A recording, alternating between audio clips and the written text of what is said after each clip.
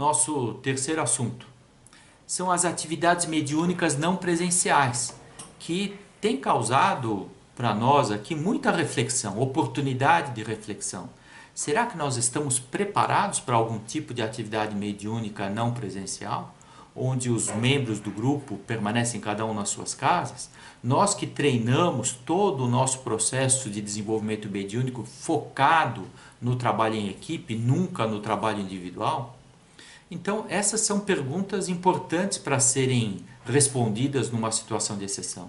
Entretanto, nós temos ouvido muitas mensagens mediúnicas da espiritualidade, avaliando o conteúdo, percebemos que devem vir dos espíritos superiores, no sentido de que nós devemos permanecer disponíveis para o trabalho, principalmente através da recepção telepática, da elevação dos nossos pensamentos para que possamos sintonizar com as esferas superiores e ouvir sugestões e recomendações.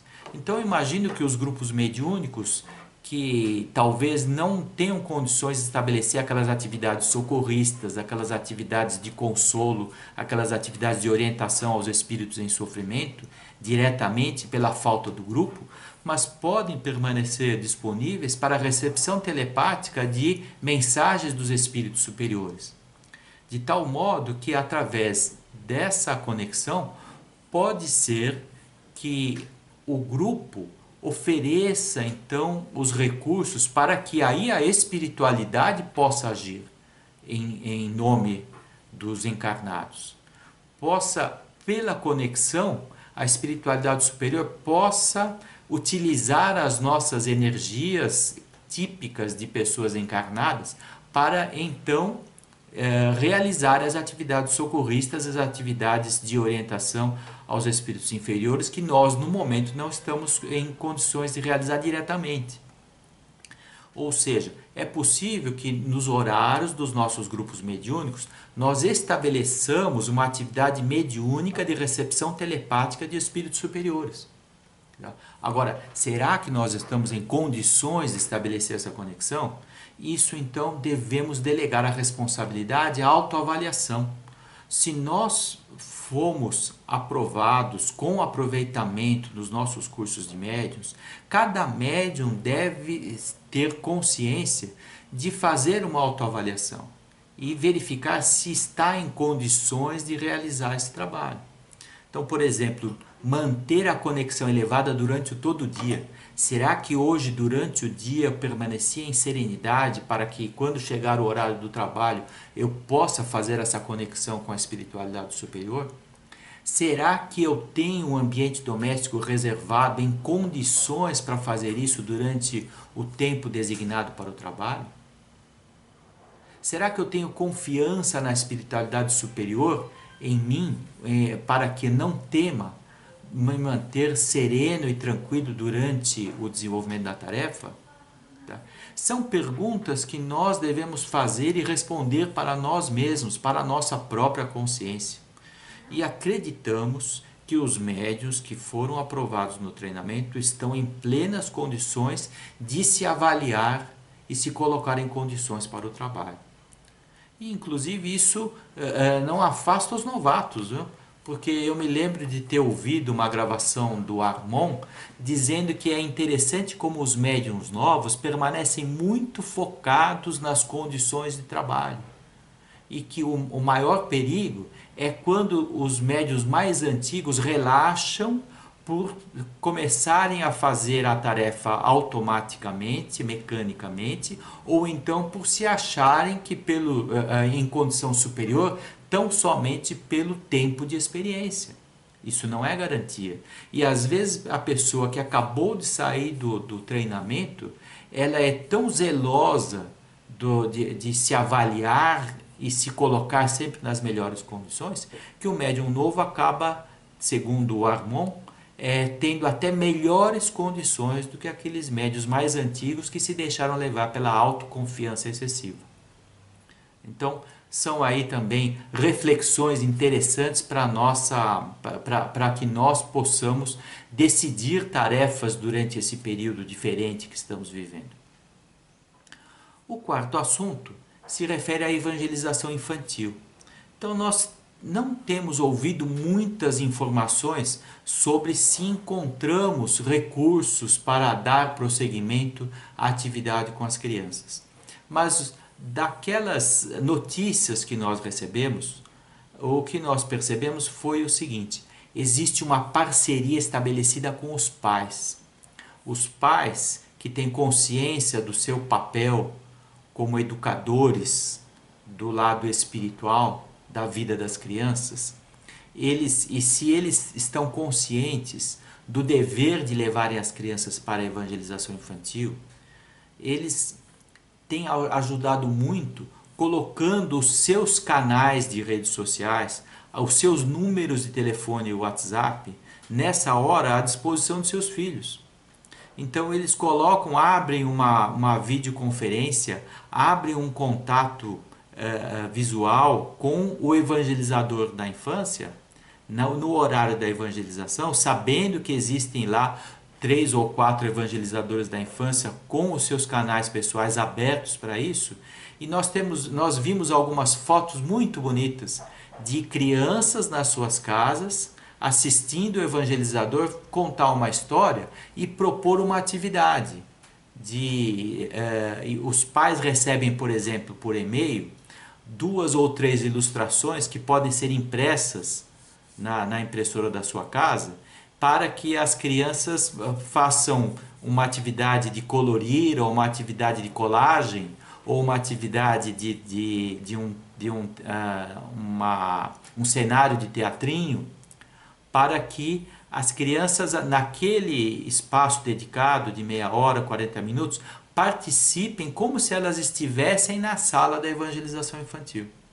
Então, essa parceria entre pais e evangelizadores tem sido o ponto-chave para permitir que a nossa atividade de moral cristã prossiga sem grandes prejuízos e integrando as crianças naquele momento de educação moral e espiritual, e que também é um momento de conexão dos mentores da família com a família, dos trabalhadores da espiritualidade com aquele ambiente doméstico. E certamente o esforço de pais e evangelizadores será premiado pela espiritualidade devido à dedicação com que estão enfrentando esse momento, esse obstáculo à nossa presença nas aulas da evangelização infantil.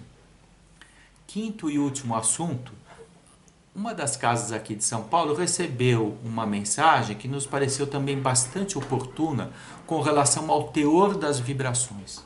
Nós temos feito muitas vibrações, nós temos recebido mensagens, vamos fazer vibração às 18, às 20, às 22, vamos fazer, os discípulos da FDJ receberam uma sugestão fantástica de concentrar também as suas vibrações assim que acordam e no momento em que vão dormir, de tal maneira que isso fortalece a união entre os discípulos nesse momento em que nós não estamos podendo nos relacionar tão frequentemente. E essa mensagem dizia a respeito o seguinte: nossas vibrações devem ser altruístas. Mas como assim? A vibração já não é altruísta, já não é dedicada ao próximo?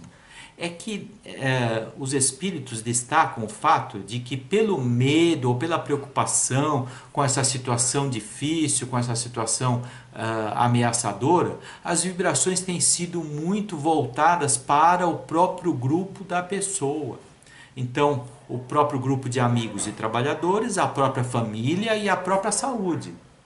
É claro que são vibrações também, porém, eles dizem que as vibrações que são dedicadas para mais longe, para as pessoas que nós não conhecemos diretamente, para as atividades da saúde, por exemplo, e todos os profissionais que estão desempenhando uma tarefa heróica, para o discernimento e equilíbrio das autoridades tomadoras de decisões difíceis, tá? O que são pessoas que nós não conhecemos, que não são do nosso círculo de relacionamento. Para os outros países, para os enfermos em toda a região, para os lugares, todas as regiões, para os lugares que estão atravessando maiores dificuldades do que as nossas. Ou seja, focar as vibrações, tá, sem interesse pessoal e sem um foco em situações e objetos e pessoas que nós conhecemos. Tem que ser o mais aberto possível. E nessa mensagem se destaca o seguinte: as vibrações que são altruístas, desinteressadas, anônimas, elas flutuam com uma energia tão grande que elas têm condições de eliminar os efeitos deletérios dos vírus e dos elementos nocivos que estão na atmosfera.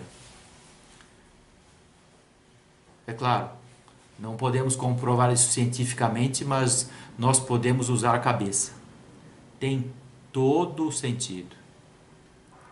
O amor mais elevado é o amor desinteressado, que possui a maior carga de energia porque é compatível com a lei universal do amor.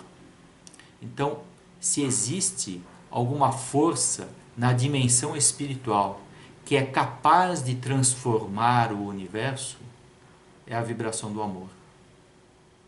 Então isso tem sentido, isso tem lógica, isso é compatível com o que nós conhecemos das leis universais. Então, destacamos vibrações altruístas. Enfim, esse era o nosso recado.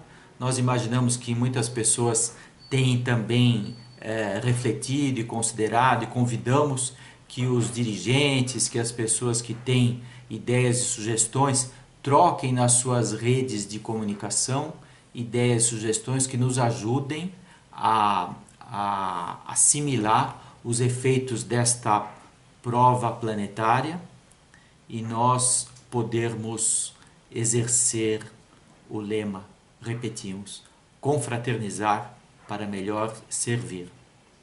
Que Deus ilumine a cada um de nós.